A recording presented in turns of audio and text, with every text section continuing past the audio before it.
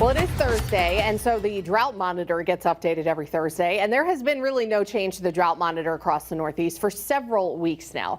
We've had, we had a very dry January. We ended up close to normal precipitation for February. What we really need is a kind of a dramatic surplus to start chipping away at the drought status.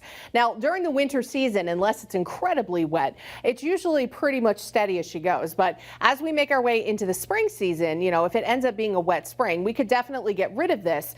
We have been making just very slow progress on at least keeping it at bay.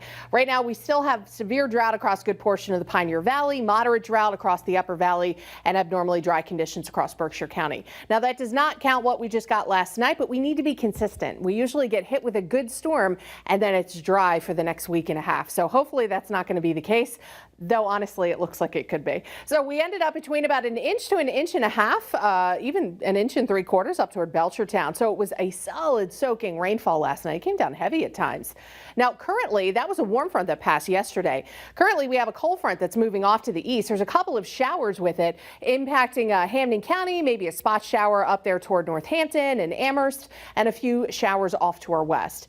As we go through the rest of the tonight, dry weather should continue. We'll start getting some partial clearing later on tonight. It gets windy, of course, that'll be the big thing, and it gets colder. Temperatures are going to drop down to around freezing by midnight and then some upper 20s by tomorrow morning.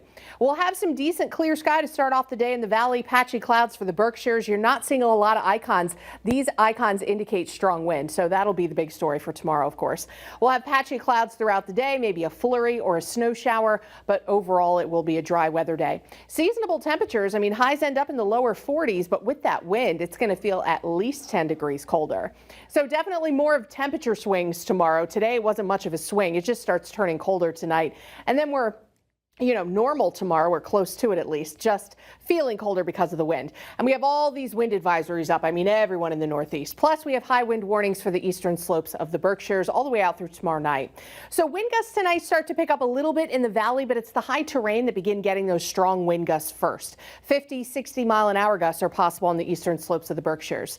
Then tomorrow, as the sun comes up, that wind starts to mix down across the lower valley, and that's when we start getting our higher gusts here in the greater Springfield area of 40 to 50 miles an hour. Things will ease up a little bit tomorrow night. Wind will start to relax even in the hills, but then it picks up again on Saturday after the sun comes up. Not quite as windy, but still a blustery day on tap. And we'll actually still have some gusty breezes to deal with on Sunday. And while it is going to be a bit chilly this weekend, it doesn't stay that way for very long. It's looking like some 60s could be on the way for later next week, along with maybe just a chance for a shower.